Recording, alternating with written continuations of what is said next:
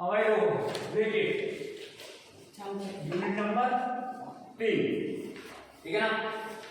Unit number 3 है अपना धातु और धातु, ठीक है ना।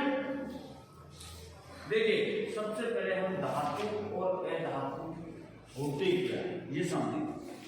भाई इनमें हमें फर्क पता नहीं है तो हम पार्ट कैसे करेंगे के लिए नहीं है क्या। तो पहले हम धातु और अधातु को समझें कि धातु क्या होती है, अधातु क्या होती है, नहीं है।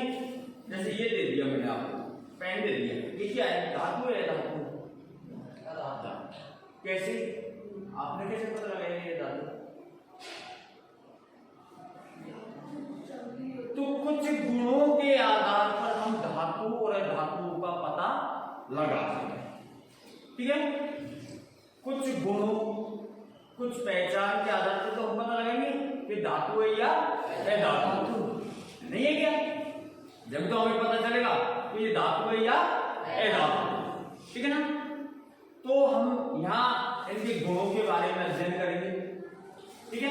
तो देखिए वे पदार्थ जो कठोर हो, वे पदार्थ जो कैसे होते हैं, कठोर, ठीक है भाई। एक बात हो गई हमारी। दूसरी क्या होते हैं, चमकीले, दो बात। आघात वरीयता कितनी हो गई, 3। तन्यता 4, ध्वनिक 5 और ऊष्मा और विद्युत के क्या होते हैं भाई, 4, ठीक है। यदि ये है तो हम क्या कह देंगे, पदार्थ कैसा है, धातु। पदार्थ कैसा है, धातु। लेकिन कहेंगे कब, जब उसमें क्या होगी, कठोरता होगी, चमक होगी, आघात वरीयता होगी, तन्य होगा, ध्वनिक होगा और ऊष्मा विद्युत का क्या होगा, तो हम क्या कहेंगे, पदार्थ कैसी अवस्था था भाई, धातु, ठीक है भाई। और ये क्या कहलाते हैं, सारे धातु। यदि ये सभी गुण पदार्थ में मौजूद है तो उस पदार्थ को हम क्लियरली क्या कह देंगे, धातु, ठीक है। चमकदार और पीटने पर आवाज करने वाले तत्व, पीटने पर आवाज करने वाले तत्व। जैसे आप ढोल को पीटते हो ना तो ढोल आवाज करता है, ऐसे आप ढोल को पीटोगे तो ढोल आवाज करेगा। आपकी स्कूल की जो घंटी होती है उसको पीटने पर क्या आती है, आवाज आती है, ध्वनि पैदा होती है नहीं होती है। तो जैसे हम आयरन को पीटेंगे, इसको पीटेंगे, आयरन को, टेन को पीटेंगे, कॉपर को पीटेंगे, गोल्ड, जिंक, स्टील आदि। हम अपने चारों ओर अलग अलग प्रकार की सामग्री देखते हैं। हमारे चारों प्रकार, हम अनेक प्रकार की वस्तु देखते हैं, सामग्री देखते हैं, देखते नहीं देखते, दिखती है नहीं दिखती है। वैसे एक ही चेहरा दिखता है तुमको, तो एक ही चीज दिखती है तुमको, तो मार्केट में जाते हैं ना, गोरा गोरा मोकड़ा है, क्या कुछ और भी देखते हो, नहीं देखते, देखते हो आप, बस देखते हो, जीप देखते हो, देखते हो नहीं देखते हो। परचूने की दुकान में जाते हो तो अनेक प्रकार की खाने की वस्तुएं देखते हो, फल फ्रूट देखते हो नहीं देखते हो। इनकी पहचान करो, इनकी पहचान करो कि इनमें से कौन धातु है और कौन अधातु।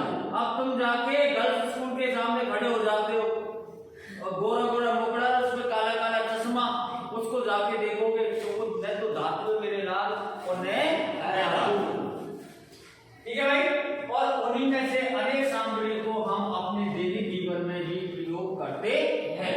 जो हम देखते हैं अपने चारों तरफ, अनेक वस्तुएं देखते हैं या अनेक सामग्री देखते हैं, उनको हम अपने दैनिक जीवन में प्रत्येक दिन क्या करते हैं, उनका प्रयोग करते हैं नहीं करते, उनका दैनिक जीवन में उपयोग लेते हैं नहीं लेते हैं। जैसे आपकी बुक है, पेन है, पेंसिल है, वस्त्र है, टूथपेस्ट है, ये तो अपने दैनिक जीवन में एवरीडे, सुबह सुबह मॉर्निंग, सुबह से और मॉर्निंग इवनिंग तक काम आते नहीं आते, सारी चीजें आती नहीं आती। जैसे आपने खाना खाया, किसमें खाया, थाली में खाया, थाली किसकी बनी है, स्टील की, हाँ। तो ये सारी चीजें आप यूज में लेते हो प्रत्येक दिन, ठीक है। लेकिन हमें ये पता नहीं होता ये कौन सी धातु है, कौन सी अधातु। लेकिन क्या आपने कभी सोचा है कि ये सामग्री किसकी बनी? आपने सोचा है कि ये सामग्री किसकी बनी होगी? भाई देखिए, ये नट बोल्ट दिखाई दे रहे, जितने भी दिखाई दे रहे, ये किसके बने होते? किसके बने होते? ये बने होते भाई आयरन के। किसके? आयरन लोहे के। किसके बने होते हैं? लोहे के। और इन पर जंग ना लगे इसलिए इन पर जिंक की परत चढ़ा दी जाती है, जिससे इनका कलर स्टील जैसा होता है। कैसा हो जाता है मेरे लालो? स्टील जैसे। ठीक है ना? तो ये आयरन क्या होता है? आयरन किसका है? आयरन क्या होता है? धातु। आयरन क्या होता है? धातु। क्योंकि धातु को पीटने पर क्या आती है? आवाज आती है। और ये कैसे होते हैं? चमकीले। कैसे होते हैं? कठोर। विद्युत के क्या होते हैं? विद्युत ऊष्मा के होते। ये सारे को किसमें पाए? आयरन में पाए या नहीं पाए? मौजूद है कि नहीं आयरन में? है ना? तो हम कह सकते हैं ये क्या है? एक प्रकार की धातु। एक प्रकार की क्या है? धातु। बोल सकते हैं क्या हम कि एक प्रकार की क्या है? धातु। ठीक है, अब समझ में आ गया धातु होती क्या है? पता लग गया? वे पदार्थ कैसे हो? कठोर हो, चमकीले हो, आघात करते हो, तन्य हो, धानिक हो और उष्मान विद्युत के क्या हो? उन पदार्थों को हम क्या कहेंगे? धातु। क्या कहेंगे? धातु। ठीक है, अब मैं आपसे पूछूं आपकी भैंस किसकी है? धातु है? धातु धातु है। वो सजीव है ना, तो वो धातु है ना धातु। ध्यान रखना। हाँ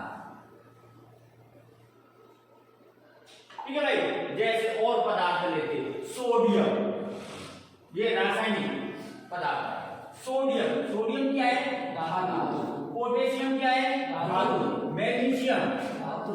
लोहा, एल्युमिनियम, कैल्शियम, बेरियम, ये क्या है? सारी धातु है। ये सारी क्या है? धातु है। इनमें वे सभी गुण पाए जाते हैं जो धातु में पाए जाते हैं। ये पदार्थ वो है जिनमें धातु के गुण पाए जाते हैं। तो ये सारी क्या हो जाएंगी मेरे लालो? अब भाई धातुओं के भौतिक गुण भी देख ले। भौतिक गुण कौन कौन से होते हैं? मैंने आपको स्टार्टिंग में बताया था भौतिक गुण किसे कहते हैं? वे पदार्थ जिनमें भौतिक गुण तो बदल जाते हैं और रासायनिक गुण नहीं बदलते, भौतिक परिवर्तन कहलाते हैं। अब उनके गुण कौन से हैं भौतिक गुण के? जैसे विद्युत का चुंबक बनना, मोम का पिघलना होते ना। तो ऐसे ही हम किससे पढ़ेंगे आज? धातुओं के भौतिक गुण। देखिए, धातु ठोस और चमकीले होते हैं। ठोस और कैसे होते हैं? चमकीले। ये ऊष्मा विद्युत के क्या होते हैं मेरे लालो? सुचालक। इनमें क्या पाई जाती है? क्या पाई जाती है?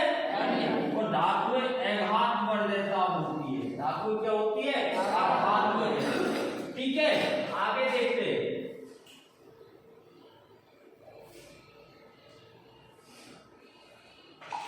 लाइट है अपना भौतिक गुण। धातुओं में क्या पाई जाती है? ठीक है, ये सभी क्या है? धातुओं के भौतिक गुण। ये सारे क्या है? धातुओं के भौतिक गुण। यदि ये गुण है, भौतिक गुण है, तो हम कह देंगे इनमें क्या है? ये क्या है? पदार्थ है धातु। ये कौन से पदार्थ है? धातु। ठीक है, और ऐसे तो होता नहीं है किसी लड़के के जैसे कान छिद गए, इस भैया के कान छिद रहे और उसके बाल भी बढ़ा दे, तो आप पहचानो, आप उसकी पहचान कैसे करोगे? ये लड़का है लड़की है? कैसे करोगे? कैसे करोगे? चलो माने इसकी नाक छिदवा दी, कान छिदवा दिए, काजल टीकी लगा दी, बाल बढ़ा दिए, तो पहचान कैसे करोगे? फिर हम जब नामों से पहचान करेंगे, हार्मोनों के द्वारा पहचान करेंगे ये लड़का है या लड़की है ना। तो उसी प्रकार हम धातु की पहचान कैसे करेंगे? इन गुणों के आधार पर।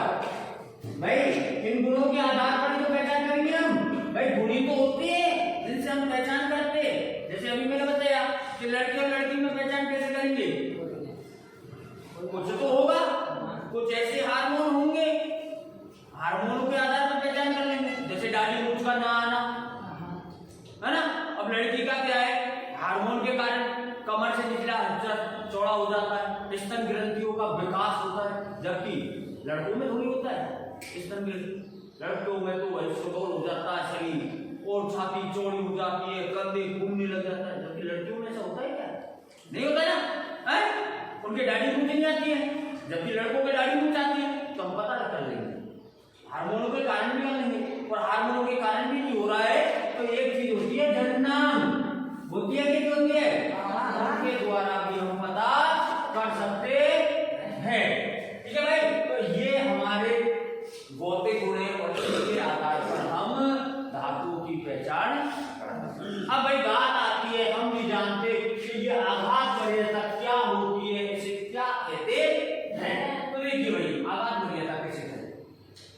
कुछ धातुएं पतली चादरों के रूप में फैलाई जाती है, कुछ धातु ऐसी होती है जिनको पीट पीट कर लंबा चौड़ा किया जाता है, मतलब कहने का मतलब फैला दिया जाता है चादर के रूप में। ये चादर ओढ़ते हो ना, उस रूप में। टीम देखते हो आप, ये टेबल है मान लिया, तो ये भाई ये लोहे की तो बनी है, तो ऐसा लोहा निकला है पतला, इसको पीट पीट के क्या किया हमने, फैला दिया ना, आकार चेंज कर दिया, इसका कर दिया ना, तो बस वो ही क्या कहलाएंगे, इस गुण को क्या कहेंगे हम, आघात। जब किसी वस्तु को पीट पीट कर फैला दिया जाता है या चादर के रूप में डाल दिया जाता है तो उसको क्या कहेंगे हम, आघात। ठीक है, दैट्स ऑल। चले आगे तन्यता। अब तन्यता क्या होती है हमें पता ही नहीं। तो देखिए, धातु के पतले तार के रूप में खींचने की क्षमता को तन्यता कहते हैं। धातु को पतले तार के रूप में खींचने की क्षमता को क्या कहते हैं, तन्यता। और आपकी किताब में दिया है 1 ग्राम सोने को 1 ग्राम सोने से 2 किलोमीटर लंबा तार बनाया जा सकता है। ये बात आप नोट कर लो, 1 ग्राम सोने से 2 किलोमीटर लंबा तार बनाया जा सकता है। ठीक है भाई, देखिए आगे, सिल्वर तथा कॉपर ऊष्मा के सबसे अच्छे चालक है। सिल्वर और कॉपर जो होता है ना, वो विद्युत का सबसे अच्छा चालक होता है। उसमें 100%, पहले का मतलब सिल्वर में तो 100% और कॉपर में 99% विद्युत धारा का व्यय हो, विद्युत धारा पहुंच जाती है, इनमें खपत नहीं होती है विद्युत धारा की, जितनी आती है उतनी ही चली जाती है, इसलिए इन्हें विद्युत का सबसे अच्छा चालक माना गया।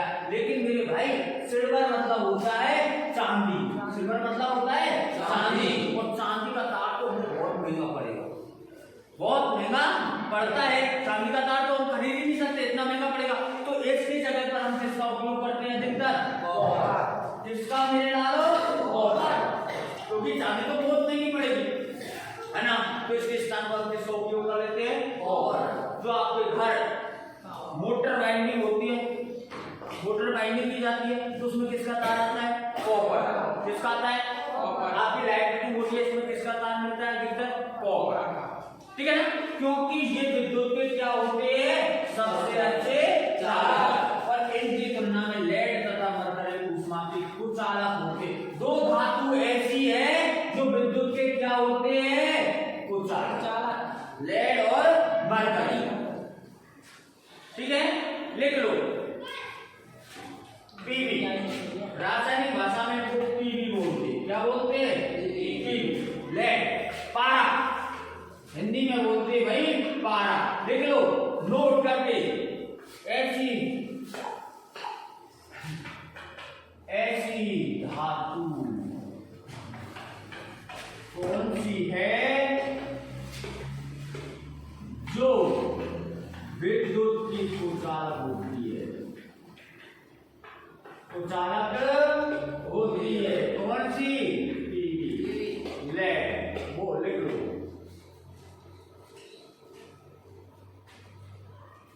जल्दी नोट करो भाई।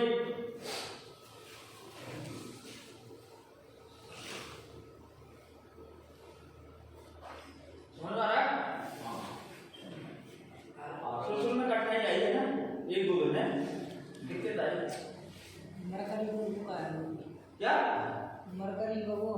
अब वो मरकरी हो ये भी कानून नाम लो, ठीक है। चले आगे।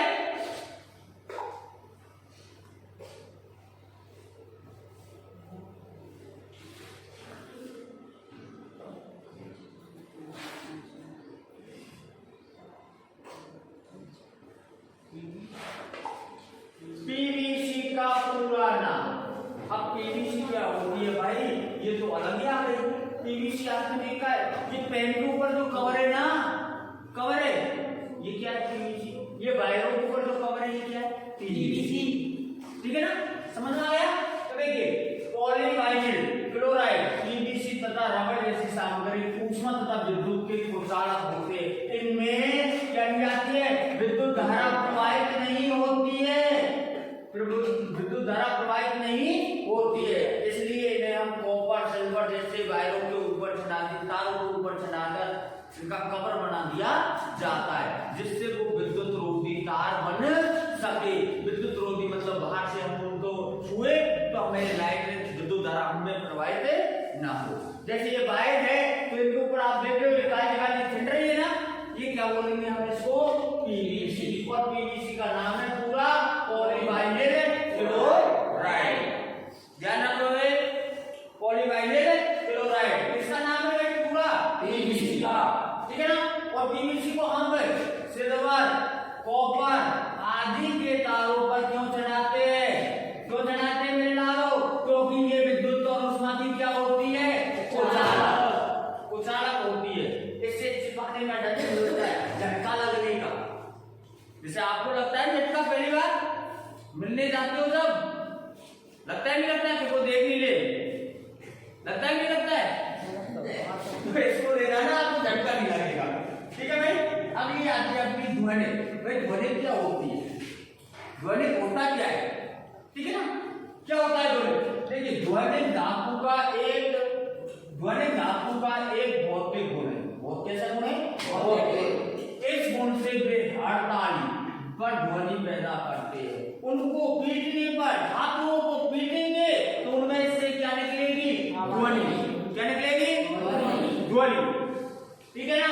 और धातुओं की इस गुण का उपयोग से स्कूल की घंटी बनाई गई है। इसीलिए हमारे स्कूल की घंटी जो बनाई जाती है किसकी बनाई जाती है, धातु की। क्योंकि जैसे ही हमें उसमें घंटी बजाएंगे तो पीरियड का पता लग जाएगा कि कौन सा कालांश लग चुका है, इंटरवल हुई है या छुट्टी हुई है। जैसे हमें पता लगता है नहीं लगता है, आप बोलते हैं पहली घंटी दूसरी घंटी, अरे पहला कालांश लग गया दूसरा लग गया, तो कैसे पता लगेगा, उसमें ठोकेंगे हम, घंटी में ठोकते नहीं ठोकते, और घंटी में ठोकने पर क्या उत्पन्न होती है, ध्वनि। क्या उत्पन्न होती है, ध्वनि। और उससे हम पहचान जाते हैं कि कालांश लग चुका है ना। तो ये ध्वनि किसमें पाया जाता है, धातु, ठीक है भाई। ये तो हमारे हो गए गुण, इनके धातु सारे गुण हो गए। आपको परिभाषाएं सहित बता दिए मैंने सारे गुण, ठीक है। आगे चले मेरे लालो, धातु।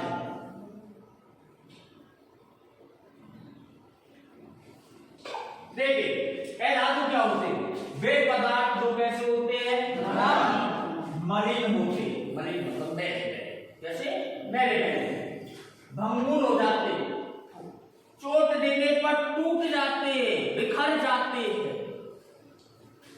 चोट दे, जैसे आपने कोयले में कभी चोट दी है, वो छोटे छोटे टुकड़ों में बिखर जाएगा, बिखर जाता है नहीं बिखर जाता है, तो भंगुर। ऊष्मा तथा विद्युत के क्या होते हैं, कुचालक। ऊष्मा तथा विद्युत के क्या होते हैं, धातु को पकड़ो और विद्युत के तार के बिल्कुल ले जाओ, खिगा दो, लेकिन उनमें लाइट नहीं आती, विद्युत धारा प्रवाहित नहीं होगी। आप कितना भी गर्म कर लो किसी वस्तु को, जैसे चाय की केतली का हैंडल देखा है आपने, होता है ना हैंडल, उसको कितना भी, चाय केतली को कितना भी गर्म कर लो, लेकिन हैंडल गर्म होता है क्या, नहीं होता है ना, नहीं होता है ना। तो उसमें ऊष्मा क्या हो रही, कुचालक। ऊष्मा का क्या है, वो कुचालक, उसमें ऊष्मा प्रवाहित नहीं होती है, तो वो क्या है, धातु। वो क्या है, धातु। जो पदार्थ नरम होता है वो धातु होता है, जो मलिन होता है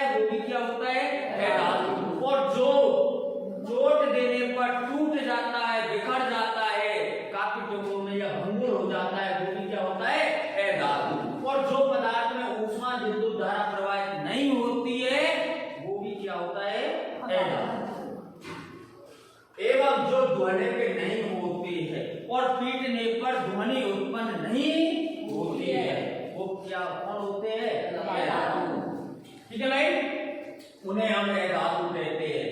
तथा नरम व हथौड़े की हल्की चोट से टूटकर चूर हो जाते हैं। नरम होते हैं और हथौड़े की थोड़ी सी चोट मारेंगे तो वो टूट जाएंगे, बिखर जाएंगे छोटे छोटे टुकड़ों में। ठीक है भाई, ध्वनि नहीं है तथा ऊष्मा विद्युत के कुचालक होते हैं, ए धातु कहलाते हैं। जैसे आपने देखा है कोयला, सल्फर, ऑक्सीजन, फास्फोरस, ये सारे क्या दे जाते हैं हमें, ए धातु। भाई देखिए कोयले में आपने चोट मारी, कोयले में क्या मारी, चोट। कोयले के क्या हो गए, जैसे ये कोयला है इसमें हथौड़े की चोट मार दो आप, ठीक है, हथौड़े की चोट मारी तो कोयले के कितने टुकड़े हो गए पता ही नहीं हमें, कितने टुकड़े हो गए, इतने हो गए ना शायद, हो गए ना। तो भाई ये क्या है, हम क्या कह देंगे, ये ए धातु। क्या है, ए धातु। क्योंकि भाई हमें पता लग गया कि इसमें जब चोट मारी है तो ये भंगुर हो गया, क्या हो गया, भंगुर हो गया, बिखर गया टूट के, तो हम साफ से कह देंगे ये क्या है, ए धातु। ठीक है भाई, सल्फर भी ऐसा ही है, ऑक्सीजन, ऑक्सीजन भी ए धातु। ठीक है भाई, चले आगे।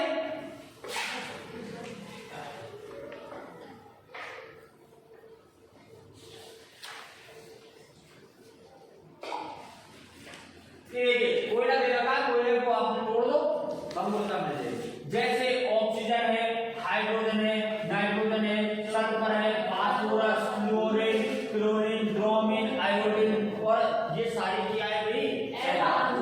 कुछ एग्जांपल हमें दिए हुए हैं और ये सारे क्या है भाई, ए धातु। यदि आप याद भी कर लेना ये धातु कौन कौन से है, क्योंकि एग्जाम में कभी कभी पूछ लेते हैं कि भाई जैसे आयोडीन एक है, आयोडीन एक है, क्या है भाई आयोडीन, क्वेश्चन वाले ने दिया आयोडीन एक है, क्या है भाई ये आयोडीन, ए धातु। क्या है, ए धातु। पूछ लेता है इसे, क्या आयोडीन एक है, फास्फोरस एक है, फ्लोरीन एक है, भाई एक है क्या है, ए धातु। एक क्या है, ए धातु, ए धातु। नाम लिखो, एक क्या है, ए धातु। तो ऐसे पूछ लेता है तो हमें पता लग जाता है ये क्या है, ए धातु। लेकिन पता कब चलेगा, या तो आपको ये याद होंगे या इनके गुणों का आपको पता होगा। ठीक है भाई, जैसे देखिए अब इसके भौतिक गुण देखिए, ए धातु के भौतिक गुण कौन कौन से होते हैं भाई, देखिए सब, हाँ ऊपर देखिए,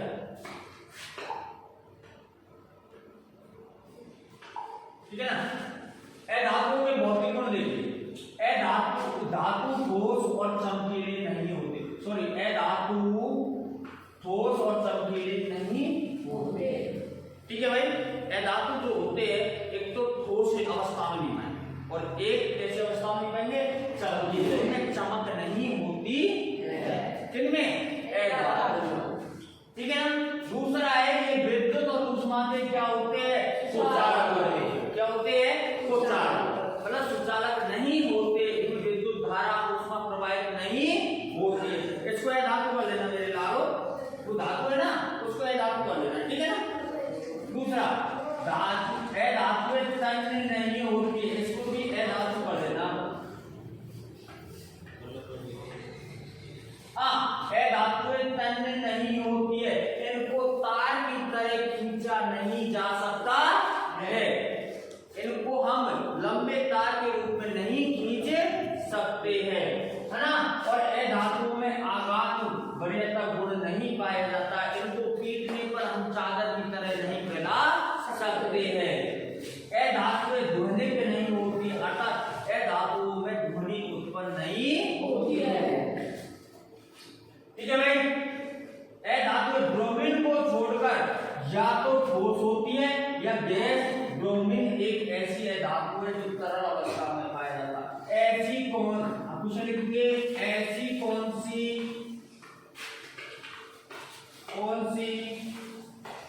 ए धातु है जो तरल अवस्था में पाई जाती है, में पाई जाती है, ब्रोमीन।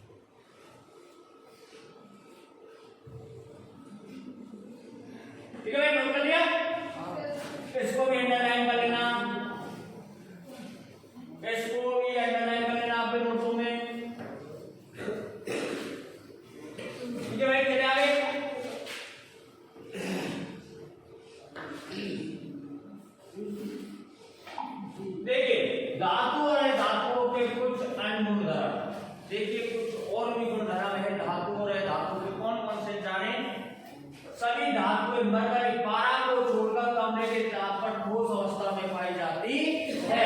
मतलब सभी धातुएं कैसी होंगी? ठोस अवस्था की होंगी, लेकिन सिर्फ पारा कैसी अवस्था का होगा? द्रव अवस्था का। तो ऐसी कौन सी, ऐसा कौन सा, ऐसा लिखना है इसको, ऐसा कौन सा धातु है जो कमरे के ताप पर द्रव अवस्था में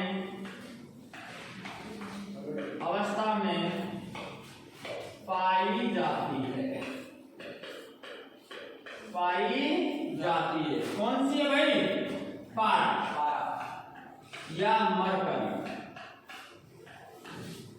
ठीक है भाई, पारा या मरकरी आप कह सकते हो। ये सिर्फ और सिर्फ एक ऐसी धातु है जो कमरे में भी, कमरे पर भी कैसी अवस्था में पाई जाएगी? द्रव अवस्था। आपने देखा है डॉक्टर थर्मामीटर देखा, डॉक्टर थर्मामीटर, उसमें क्या होता है? वो ऊपर नीचे जाता रहता है ना, बीपी नापते ना, हमारा टेम्परेचर नापते शरीर का, है ना?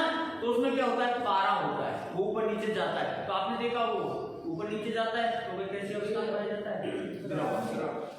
कैसी अवस्था में? द्रव। जल्दी लिखो भाई, इतना टाइम थोड़ी होता है।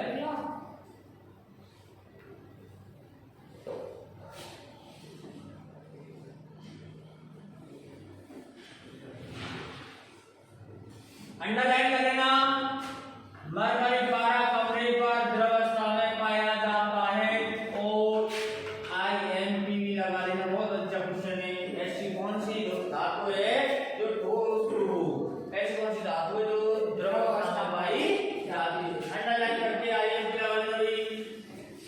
इंपॉर्टेंट। अच्छी है, बहुत अच्छी लाइन है।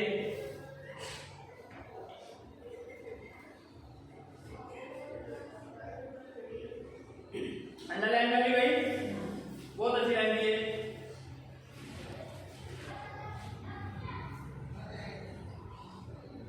चले आगे।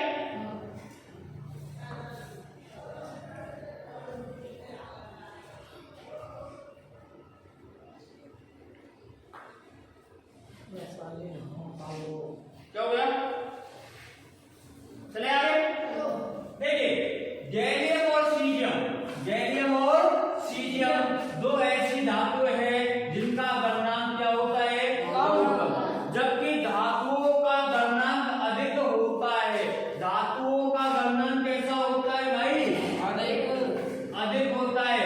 लेकिन दो धातु ऐसी है गैलियम और सीजियम जिनका गलनांक कैसा होता है? बहुत कम, और इन्हें हथेली पर रखते ही ये पिघल जाती है। हथेली पर रखते ही ये पिघल जाती है। इतना कम गलनांक होता है इनका, ठीक है ना? गलनांक इतना कम होता है कि इनको हथेली पे रखेंगे तभी ये पिघलना प्रारंभ कर देती है, ठीक है ना?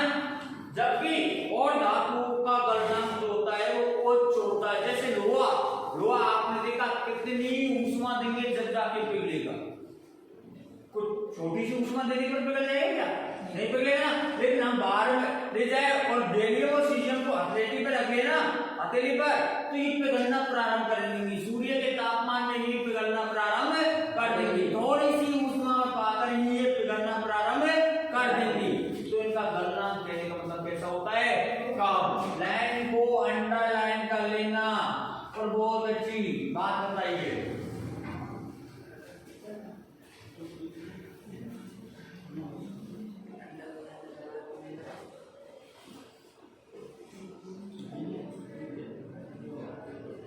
चले आई।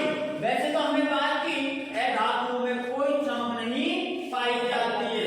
बात ये कि हमारी धातुओं में कोई चमक नहीं पाई जाती, बट लेकिन एक धातु ऐसी है जो चमकीली होती है। ऐसी कौन सी धातु है जो चमकीली होती है? जल्दी नोट कीजिए, ऐसी कौन सी धातु है जो चमकीली होती है? क्वेश्चन लिखिए बेटा जल्दी। ऐसी कौन सी धातु है जो चमकीली होती है?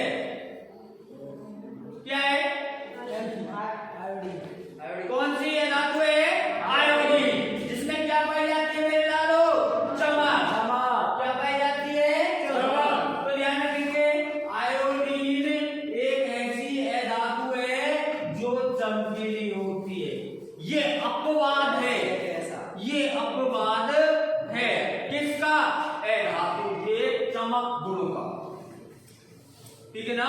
अब बात है चमक गुण का, क्योंकि इसमें तो चमक पाई जाती है और बाकी है धातुओं में चमक नहीं पाई जाती है। चलिए मेरे लाले आगे,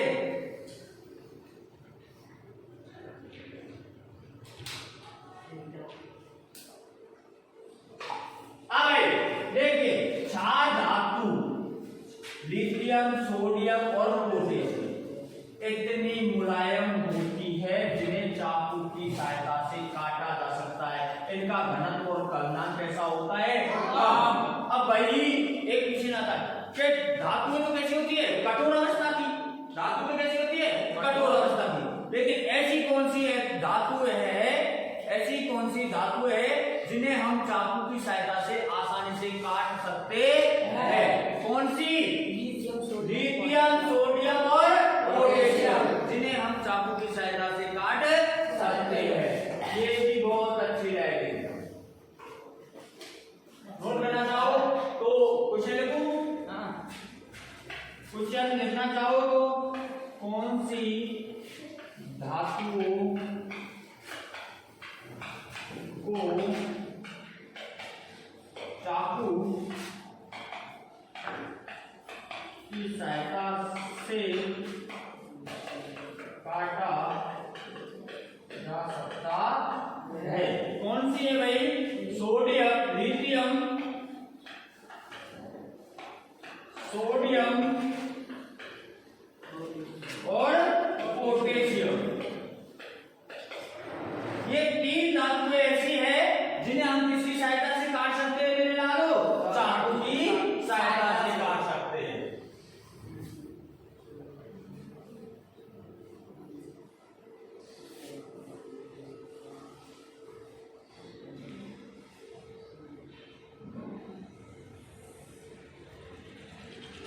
हो गया? बढ़िया, चले आगे की आगे कार्बन और इसके अपर भाई। कार्बन हमने पढ़ा है, सी। कार्बन क्या है? ए धातु है। कार्बन क्या है? ए धातु है कि नहीं है? तो देखिए कार्बन हमें कोयले में भी क्या है? कार्बन, कार्बन डाइऑक्साइड में भी क्या है? कार्बन है ना। तो कार्बन क्या है भाई? देखो 0.2% को ये पृथ्वी के नीचे पा रहा है और 0.3% ये पृथ्वी, मतलब कहने का मतलब 0.5% पृथ्वी पर कार्बन मौजूद है। 0.5% कार्बन पृथ्वी पर मौजूद है और इसका उपयोग देखा जाए ना तो ऐसी कोई जगह नहीं जहां इसका उपयोग नहीं हो रहा।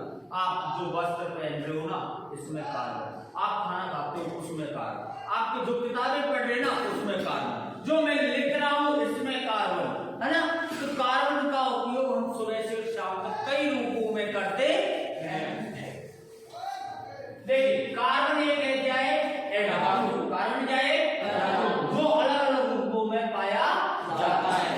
इसके प्रत्येक रूप को कार्बन का अपर रूप कहते हैं। मतलब इसके जितने भी रूप होंगे उन्हें क्या कहेंगे हम? कार्बन के अपर।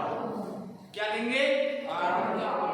अब इसमें तो किताब में तो 3 अपर रूप दिए जो एम, हीरा, ग्रेफाइट और फुलरी। हीरा, ग्रेफाइट और फुलरी ये कार्बन के एम अपर रूप है। इनमें कार्बन अधिक मात्रा में पाया जाता है। ठीक है भाई।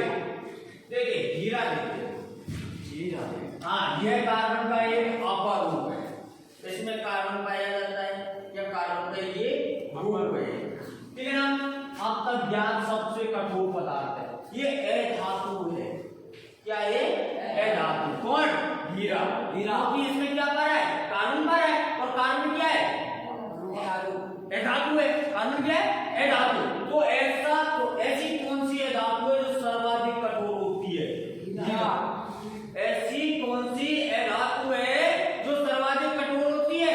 हीरा। क्या रखोगे? लिख लेना मैंने। इसका पतनांक और गलनांक बहुत अधिक होता है। इसको गलाया नहीं जा सकता है, इसको ऊष्मा देके पिघलाया नहीं जा सकता है। मतलब ये बहुत कठिन काम है। ठीक है ना। तो हम कह सकते हैं हीरा एक बहुत कठोर पदार्थ होता है। बट ये कार्बन का क्या होता है? अपर रूप। और क्या होती है? धातु होती है। धातु जो सर्वाधिक